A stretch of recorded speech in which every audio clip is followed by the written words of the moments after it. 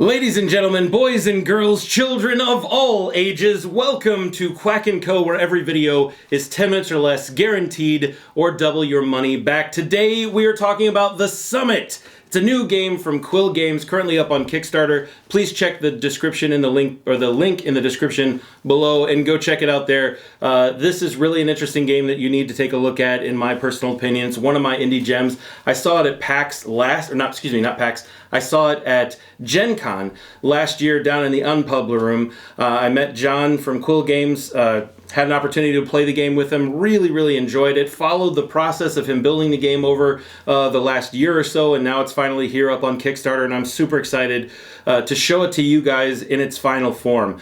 Let me read you some flavor text because I think it's really interesting here.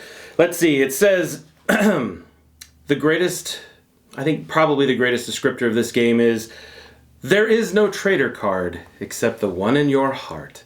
Which is a game after my own concepts, my own beliefs, my own mind. I love games where there's an opportunity to just be mean and fun and have a great time playing. You don't have to play that way if you don't want to, because there's lots of different opportunities to do different things in this game.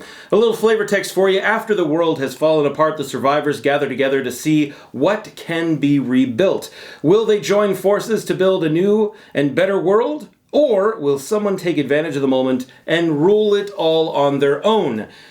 Now, the first thing that I know you're thinking to yourself is, West, why are you holding a tube in front of you? Is that the way this is actually going to be coming to me? In fact, yes, it is. Everything you see in front of you here, these cards, this mat, these tokens, it all fits neatly inside this beautiful little tube, which will help lower your shipping cost and make things easier on Boardgames to get them out to you. It does fit perfectly inside of a calyx. You don't have to worry about that. Put it with your smaller games. It works great. You'll be able to see it from the side. It's totally fine. Stop worrying about it being a tube. Next, as we move forward, we're going to talk about the game itself. West, what is the last summit? That's a great question. Here you go. The idea is that all of the survivors have now elected representatives from their different groups. You're at this last summit, and you have an opportunity to talk about the issues that are important to the group, start funding those issues, and hopefully be able to bring things back after the apocalypse to a world where you're able to focus on all of the things that are important and build this new society a whole again. The problem is that there are going to be rumors that you may or may not have to address, and then there's going to be the agenda that the speaker needs to focus on to try to get everything here to the middle. As we begin the game, all of these pieces will be here at the sides. There are different things that everyone's going to be talking about. We've got information technology. We've got true public works. We've got the green environment. We have food here. And lastly, we have, of course, war. So those are all public events, things that we're going to have to focus on as a group to try to bring all these pieces down to the center. The way that you move these pieces is you'll be playing the cards that are in your hand. Now, those cards will either be positive or negative cards. If a positive card is played, it will move this item forward that number of spaces. So there's a little 3 in the top. It would then basically move this piece forward 3 spaces. If a negative one was played, this one here is -4, it obviously will move it back 4 spaces, right? Pretty obvious, very simple. If that were the entire mechanic of the game, it'd be super easy to win. However, that's not the way things work. The way things work is that there will be a rumor, which will be the top card flipped over from this area here. There will then be a speaker who's the person in charge of setting an agenda. Because sometimes the thing that people are talking about, we all know the masses are maybe not the smartest things in the world at times. So the speaker may have an agenda of their own. It could be their own personal agenda, or it could be to try to get everything back to the center here. And they might say, oh no, I believe that, let's say war is the most important thing, because war is all the way over here on the side. They're trying to get it back to the center, because again, the only way we win is by having everything here at the center.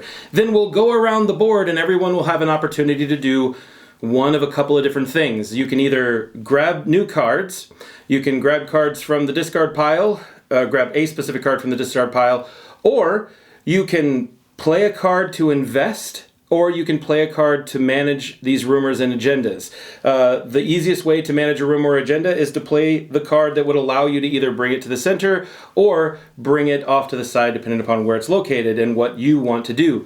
For instance, in this particular situation, if we were really focusing on getting this agenda back in, we want to add as many of the positive red cards as we possibly can, moving this agenda back as close to the center as we can. At the end of the round, whichever one of these cards has the most points in it, as far as either negative or positive points, the most total points, will be the one that moves that agenda the farthest. So whichever one moved the farthest is the one that will go for it. So either the agenda will win or the rumor will win.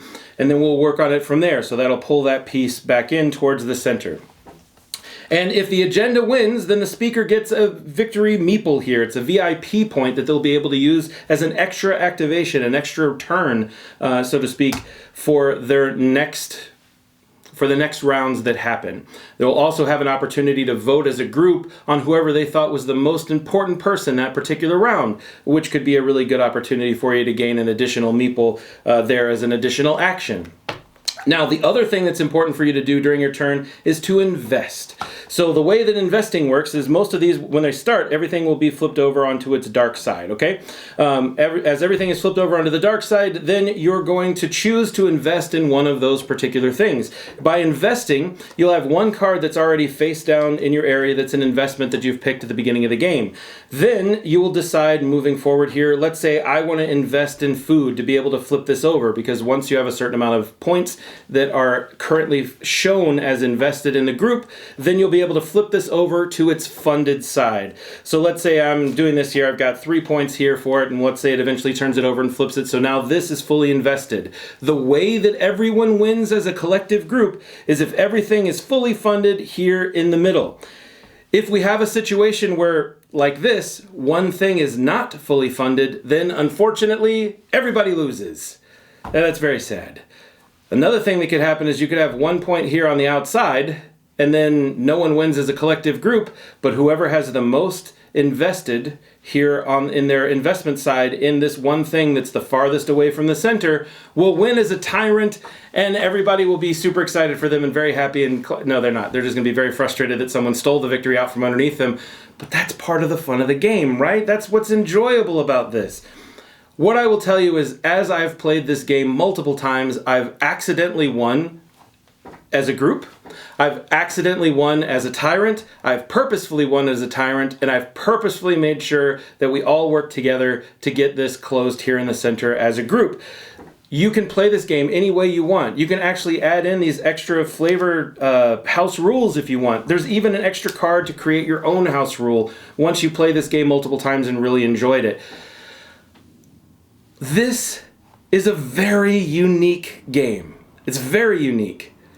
The way that it was described to me originally is it's a cooperative game until it's not. And I think that's probably the best idea around it. It's a great game for a group of people to play. I think it plays best at 4 or 5 players. It's also really good at less than that. I think 3 is probably the lowest I would play it. But beyond that, you can go all the way up to 8. And that is ridiculously entertaining because there's so many people talking at the same time, creating these fun little scenarios and interesting pieces. And the table talk in this game is wonderful. I absolutely really enjoy it. I hope you check it out there on Kickstarter. Please go take a look at it. Follow that link below. And hey, let them know if you back it. Just say Quack in their comment section. I'm sure they would really appreciate it. As always, don't forget, less time watching means more time playing. Get out there and play some games, guys. Thank you so much. See you later.